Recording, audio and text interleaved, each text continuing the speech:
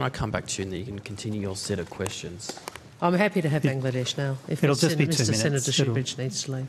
It'll just be 2 minutes. Thanks. 2 Minister. minutes? Okay. Yeah. Minister, there's been talk that this is the global year of elections, and in fact the first election for the year was the election in Bangladesh on the 7th of January. Human Rights Watch reports in relation to that election enforced disappearances in the lead up to the elections, enforced disappearances, extrajudicial killings, substantial impunity towards the government. The major opposition party boycotted the election. There are many people within the diaspora here who say the government does not have a democratic mandate. It's not a legitimate form of government.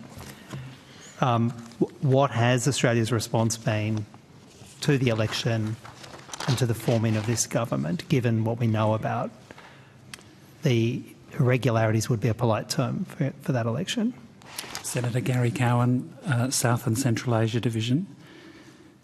So, Senator, for Bangladesh, you may have seen also that on the 10th of January, DFAT issued a statement.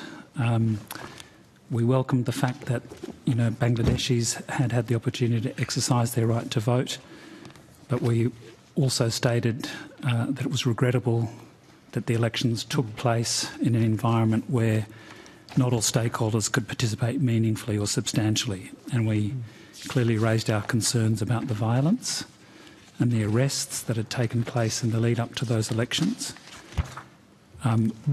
We urged the Bangladeshi government to strengthen democratic institutions, and we also highlighted the consistent engagement we'd had with Bangladesh on the importance of free and fair elections. And again, before the elections were held, we had done a wide range of advocacy to highlight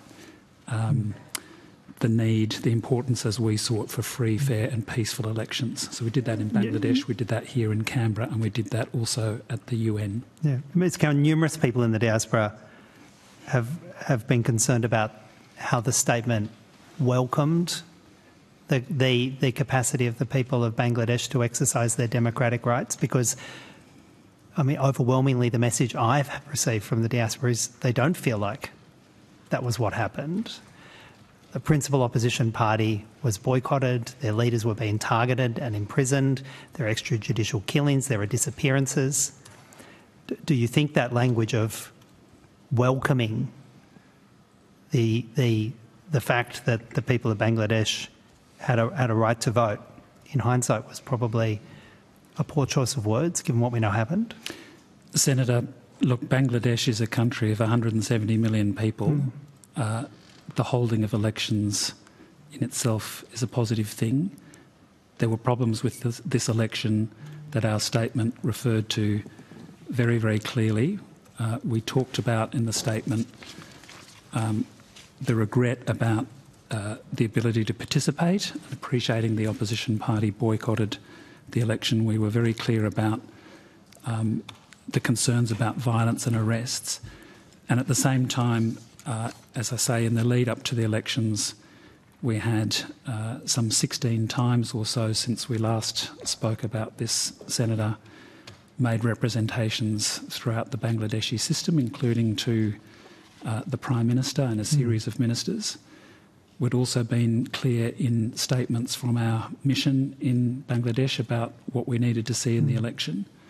We've made representations here. So I think we've been clear about our hopes and expectations, and also about where this fell short. But we also need to, recognise steps where they have been taken. Minister, my final question is this. Given multiple representations and multiple statements seeking a free and fair election, for which I commend the High Commission and its team in Bangladesh, given that didn't work and what we saw in the election, are Magnitsky sanctions on the table for the senior leadership in Bangladesh who permitted these circumstances to unfold and who effectively directed a deeply unfair, violence-ridden process? Are they on the table now, Minister?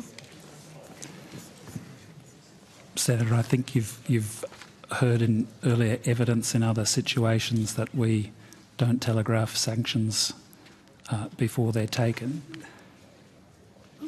This has been years and years and years of political violence.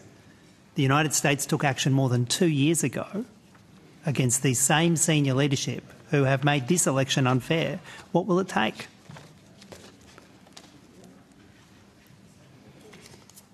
Senator, you know, sanctions are one element of a suite of broader measures, and we don't signal in advance where we will take sanctions. I note the time, Chair. Thank you very much.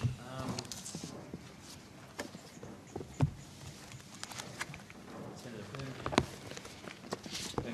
Thanks, Chair. Some issues from this morning that I might go back to later if we have time, but I'll keep us closer to home in the Pacific to start off with, please. Thanks, Ms Peake and team. Just following on from Senator Shoebridge in relation to the Australia-Tuvalu